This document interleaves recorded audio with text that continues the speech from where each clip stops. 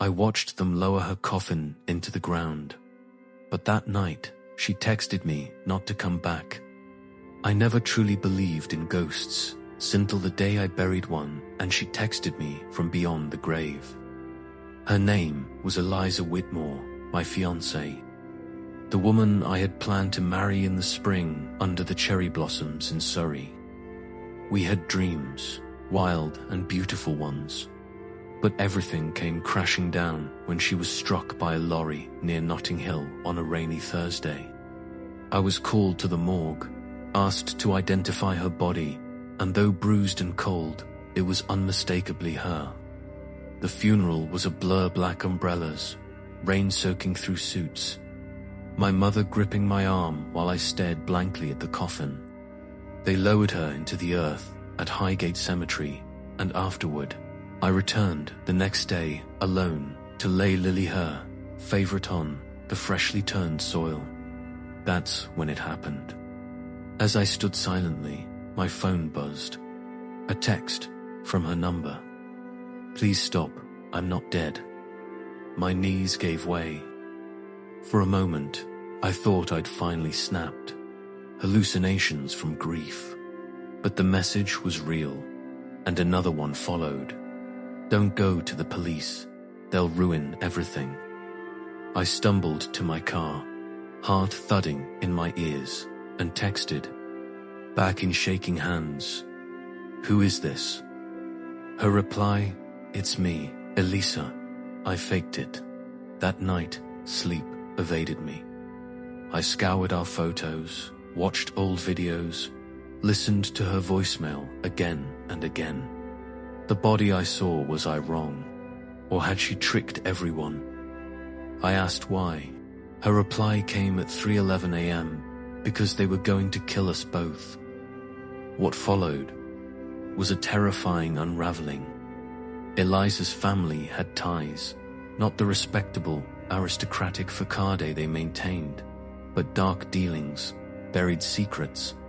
She'd discovered her father's firm was laundering money for dangerous people in Eastern Europe. When she confronted him, she was warned off, and then followed, so she ran. Faked her death with the help of someone inside the morgue.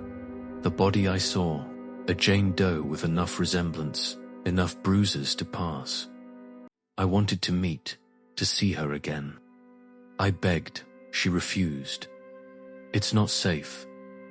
Weeks passed. I followed the trail she left, an old friend in Brighton who confirmed she was alive, but warned me to let it go. But I couldn't. Love doesn't die that easily.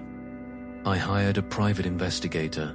He found CCTV footage, a woman matching Eliza's description boarding a ferry to Ireland days after her funeral. I followed.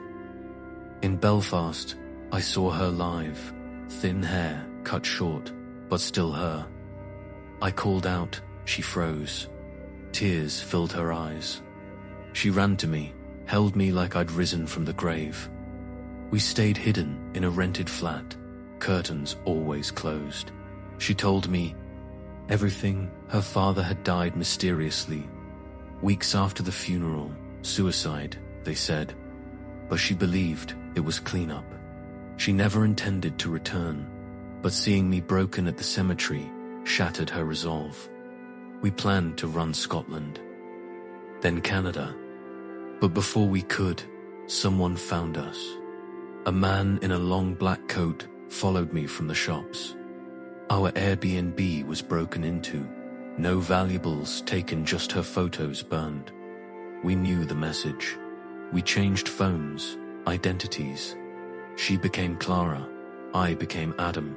New passports, fake lives. We boarded a ferry to the Isle of Skye under heavy fog. On that quiet, windswept island, we married in a tiny chapel with no guests. But even now, when the wind howls or a shadow lingers too long, I still wonder, will they come again? Sometimes at night, Eliza clutches my arm and whispers, "They don't stop, James, they watch." I left flowers on her grave, but now I realize that grave wasn't for her. It was for the life we once knew, the one we had to bury so we could survive.